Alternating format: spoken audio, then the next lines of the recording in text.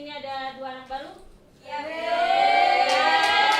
Ini Nathanael ya? Iya, betul. Mana satu lagi? Satu lagi mana? Daniel. Oke, selamat datang di 98 ya. Nah, untuk membuka pelajaran kita berdoa dulu ya. Siapa ketua kelasnya? Saya, Bu. Oke, silakan dipimpin Raden. Oke, baik semuanya. Sebelum kita memulai kegiatan pembelajaran pada pagi hari ini, alangkah baiknya kita berdoa menurut agama dan kepercayaan masing-masing. Berdoa dimulai.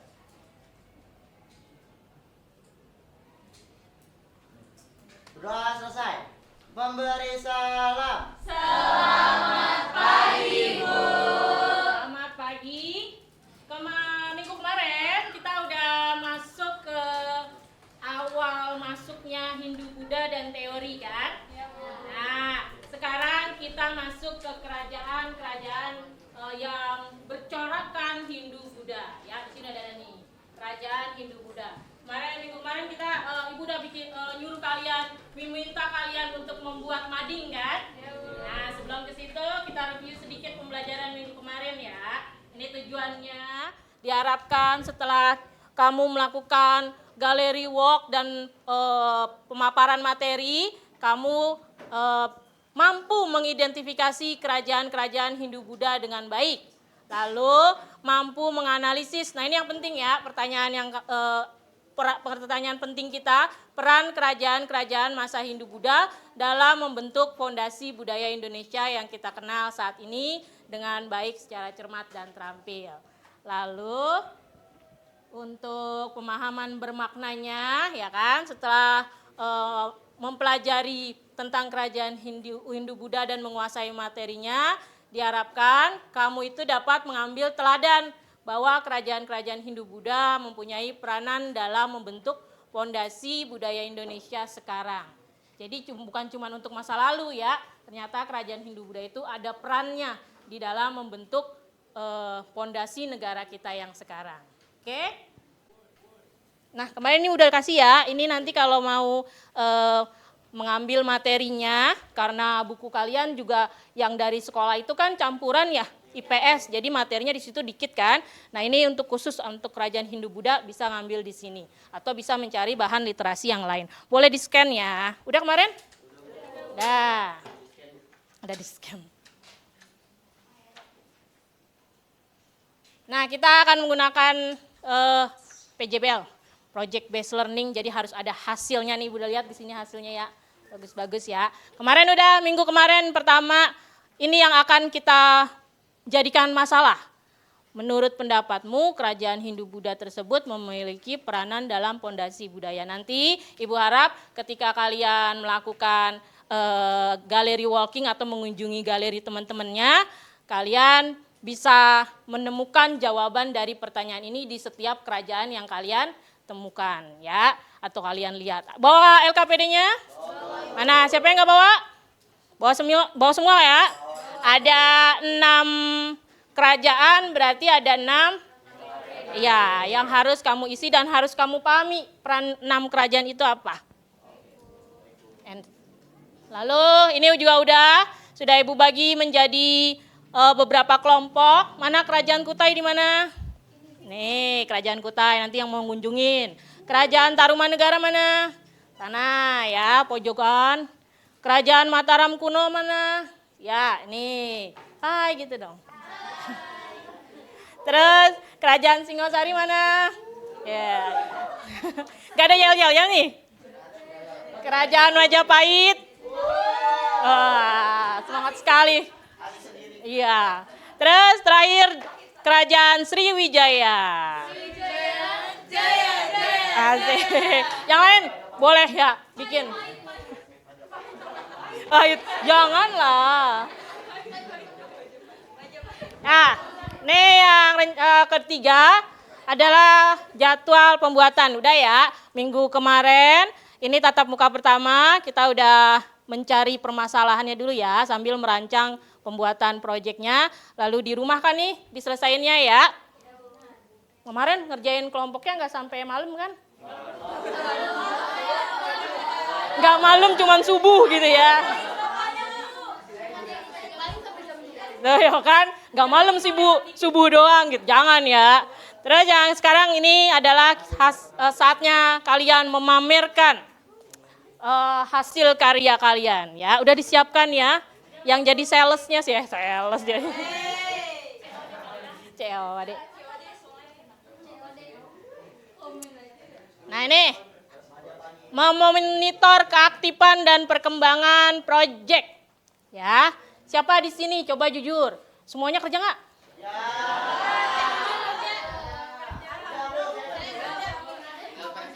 Dibagi tugas-tugasnya nggak? Job desk-nya tahu nggak? Dibagi Bu. Ya, siapa yang bikin galeri? Siapa yang bikin PPT? Coba Ibu tanya dari kelompok Sriwijaya. Tadi gimana? Sriwijaya? Sriwijaya, Jaya, Jaya. Oke. Yang bikin PPT siapa aja? Bareng-bareng. Yang bikin apa namanya? Mading siapa aja? Oke, siapa dulu yang mau menjelaskan? Yang jadi penjaga standnya? Oke, yang 3 keliling. Oke, coba kelompok Majapahit ya? Oh, Mataram Kuno. Mataram Kuno yang bikin PPT siapa? Oke. Gambar. Terus yang bikin madingnya? Kita semua. Oke. Bareng-bareng berarti ya.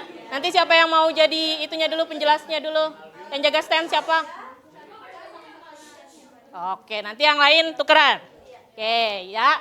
Jadi nanti kan ada video ya, video pembuatan kan? Kelihatan tuh di situ ya. Nah, ini menguji hasil.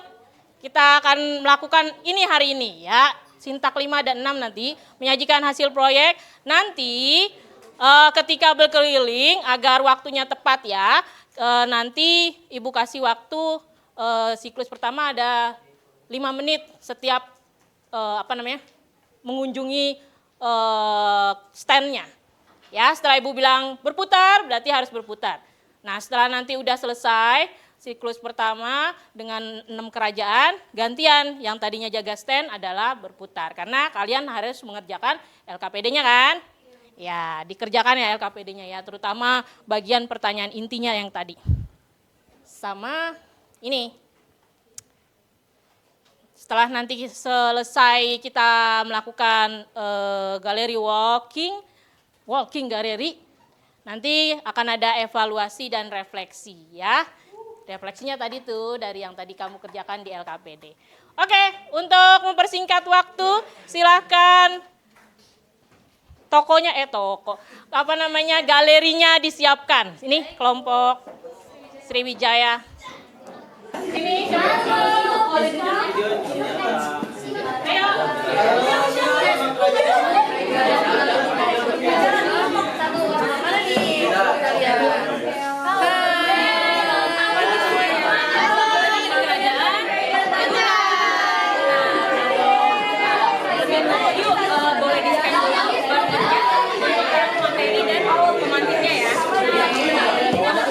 boleh sambil kalian lihat kan kerajaan kita. Nah, kerajaan kita ini kerajaan Buddha adalah kerajaan Hindu yang paling tua di Indonesia. Paling tua karena dibangun dan sama kali dua agama itu masuk ke kerajaan Buddha. Jadi dia generasi. Nah, itu ada di PPT. Nah, tapi kita ambil tiga ini raja yang paling besar gitu loh. Yang pertama pembangun kota itu adalah Raja Kudungga. Raja Kudungga ini yang membangun, terus lalu barulah kerajaan lain mulai menemukan yupa-yupa lainnya. Nah, ada juga fakta uniknya nih, fakta menarik dan uniknya itu tadi kerajaan pertama dan tertua itu adalah Kerajaan Kutai. Lalu yang kedua itu adalah dia dibangun di abad ke-4 Masehi. Sekitar 400.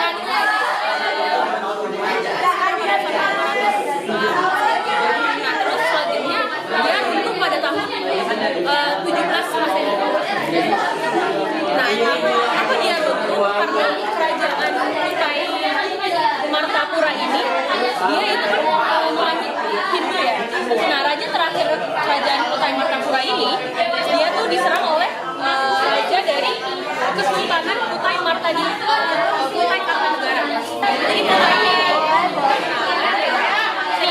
Jadi kerajaan Majapahit ini adalah kerajaan terbesar di Nusantara pada abad ke-15, abad ke-14 dan 15. Oke, kita mulai ya. Jadi Majapahit ini didirikan oleh Raja Raden Wijaya. Bukan Raden Aksa, Raden Wijaya. Lalu di sini ada raja yang terkenal dari Raja Majapahit, yaitu Raja Gajah Mada yang sudah terkenal banget ya. Abis itu, ya Patih Gajah Mada. Lalu ada Raja Hayam Wuruk. Ya, abis itu letak kerajaannya akan ke Caca. Nah, buat letak kerajaannya itu dari Trowulan Jawa Timur di sini nih ya. Trowulan Jawa Timur ada di sini. Nah, letaknya itu di sini yang ada titik merah. Trowulan. Iya, Jawa Timur. Nama daerahnya Jawa Timur. Terus buat latar belakangnya itu karena pendiri Majapahit itu apa sih?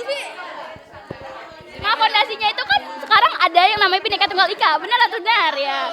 Sekarang itu kan jadi semboyan negara kita. Nah, itu tuh udah ada dari zaman Majapahit, dari kitab Sutasoma. Nah, dapat disimpulkan kitab Soma ini ada pada zaman Majapahit ya teman. Habis itu, nah Bhinneka Tunggal ini yang menjadi fondasi untuk negara kita saat ini dari kerajaan Majapahit. Nah, habis itu ada tahun berdirinya nih. Tahun berdirinya itu pada tahun 1293 Masehi dan 293.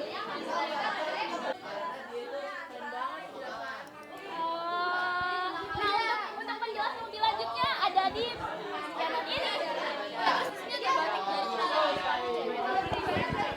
Batik apa Silpi?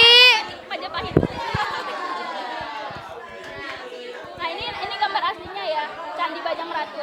Nah ini kayak gambarannya aja.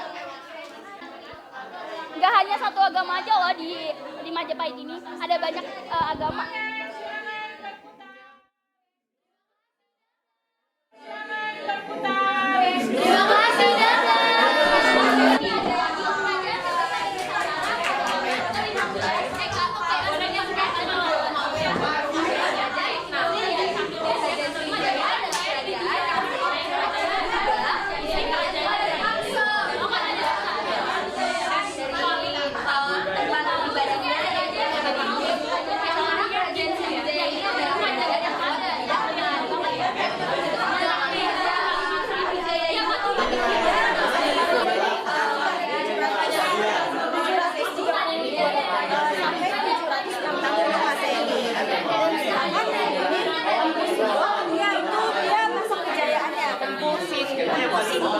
Yaitu dia tuh kayak nama panggilan gitu. Sedangkan nama aslinya itu Rakai Hilosukito di sana. Tapi untuk kayak mempermudah gitu, makanya dia disebut sebagai Musiko. Nah, sebelumnya di sini aku mau ngejelasin nih fondasi dari Kerajaan Mataram kuno sehingga bisa membentuk Indonesia yang sama sekarang kan. Nah, kita kan di sini saya tuh ada peninggalannya. Ada Prasasti Ratu Boko, Prasasti Telurang, Salasa, dan dua ini candi.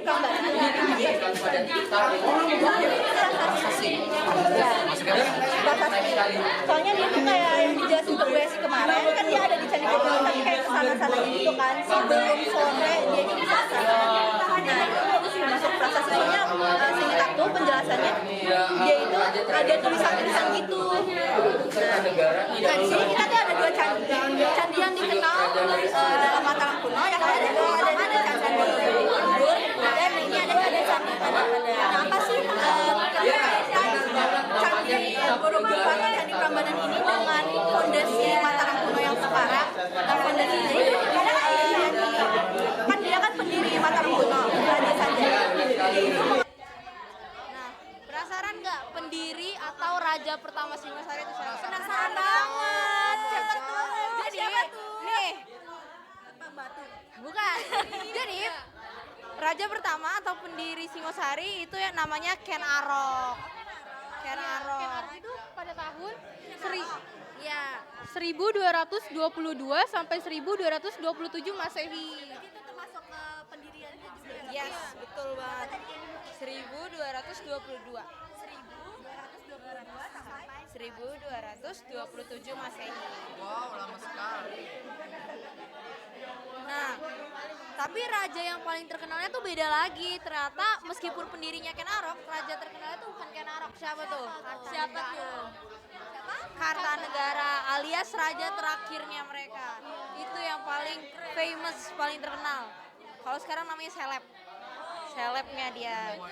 Nah, tahun runtuhnya tuh 1272 sampai 1292 Masehi.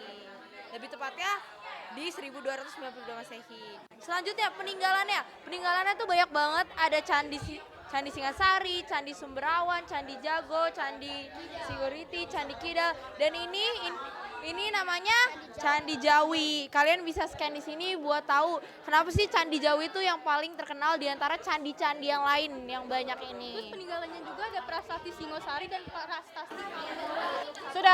Sudah di tempatnya masing-masing?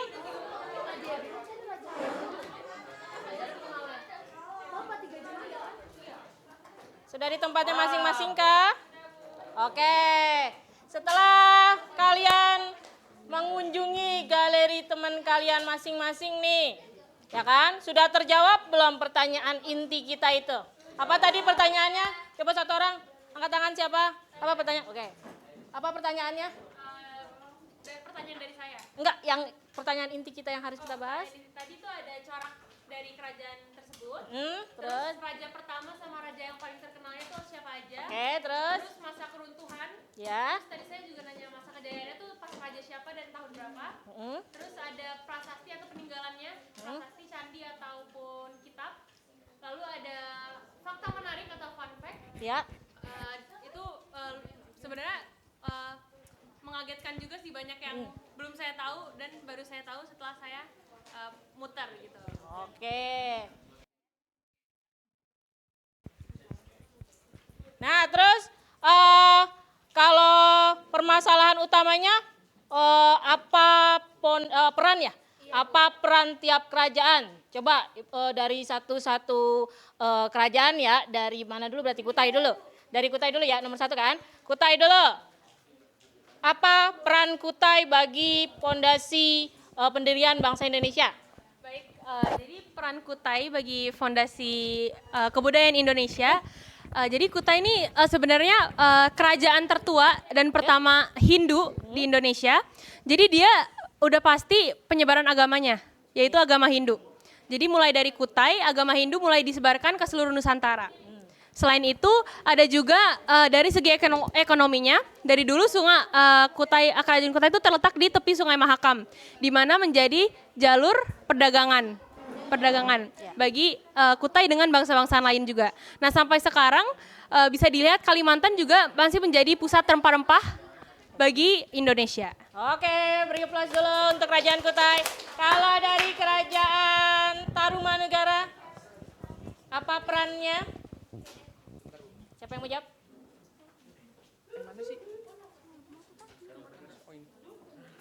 Jadi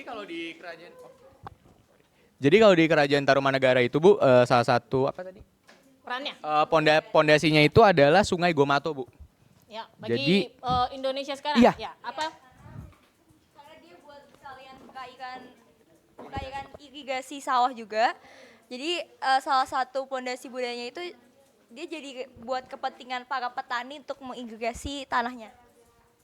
Ada lagi? Tambahin? Jadi karena saluran irigasi ini itu tuh berfungsi untuk pencegahan banjir dan juga cadangan air di masa kemarau. Nah, Sungai Gomato ini tuh awalnya tuh dibuat oleh Raja siapa tadi? Oleh Raja Purnawarman itu karena di sana itu rawan banjir, terus kalau kemarau juga jadi kekurangan air. Memiliki pengaruh besar sama kayak tadi Kutai, yaitu pada agama Hindu-Buddha yang membentuk corak kebudayaan kehidupan masyarakat pada masa itu. Oke. Nah, next kerajaan Mataram kuno. Apa peran Mataram kuno bagi pondasi kebudayaan Indonesia? Oke, sebelumnya saya izin menjawab untuk Bu Hesti. Oke. Untuk Mataram kuno itu peran kerajaan yang untuk membentuk fondasinya sekarang itu dia tuh raja pertamanya itu ada namanya Raja Sanjaya, yang mana Raja Sanjayanya ini dia menganut agama Hindu, Bu. Nah, habis itu dia itu kan kita tahu kalau di Mataram kuno itu ada candi yang benar-benar kita kenal yakni Candi Borobudur. Candi Borobudur ini merupakan candi yang bercorak Buddha, tapi karena waktu itu Bu Hesti jelasin kalau Buddha itu dia bukan candi namanya, jadi hanya Borobudur saja. Maka dari itu karena si Raja Sanjayanya ini menganut agama Hindu dan dia membentuk sebuah Borobudur yang coraknya adalah Buddha, makanya di situ ada sebuah toleransi yang benar-benar kuat, Bu. Oke. Sehingga hal tersebut menjadi salah satu fondasi dari Kerajaan Mataram kuno. Dan Indonesia sekarang Iya, ya. dari Indonesia sekarang. Oke, beri tepuk tangan untuk Mataram kuno. Next, Singosari. Silakan. Oke, dari Kerajaan Singosari ini pengaruhnya terhadap pondasi pembentukan Indonesia itu sebenarnya nggak ada hal spesifik ya dari Kerajaan Singosari ini, tapi Singosari ini adalah kerajaan sebelum Majapahit. Jadi Majapahit kan terkenalnya juga gara-gara kitabnya yang isinya tuh Bhinneka Tunggal Ika ya, Bu. Iya. Nah ini tuh Singosari ini sebenarnya nggak ada itunya, Bu, pengaruhnya bagi pondasi Indonesia, tapi pendirinya itu dari menantu raja terakhirnya Singosari ini, yaitu siapa? Raden Wijaya. Ya, segitu aja, Bu. Udah, gitu dari Singosari. Oke, beri tepuk tangan untuk Singosari.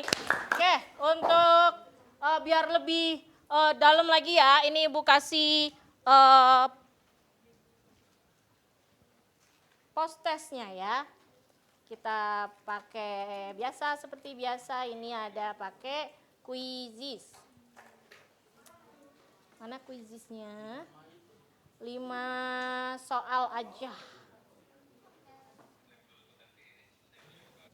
Nanti sekalian sambil nungguin ininya Ibu, boleh dikerjain yang lembar refleksinya itu ya.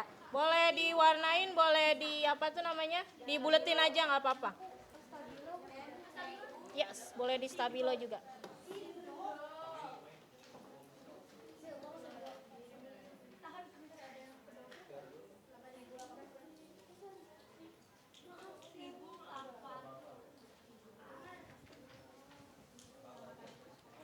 Ini linknya ya, pakai QR aja biar cepet ya.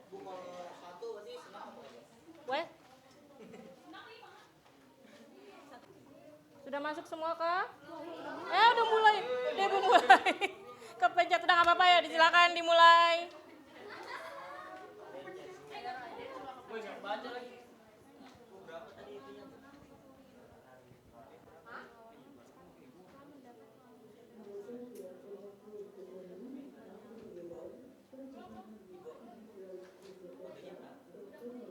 Berapa tadi ya?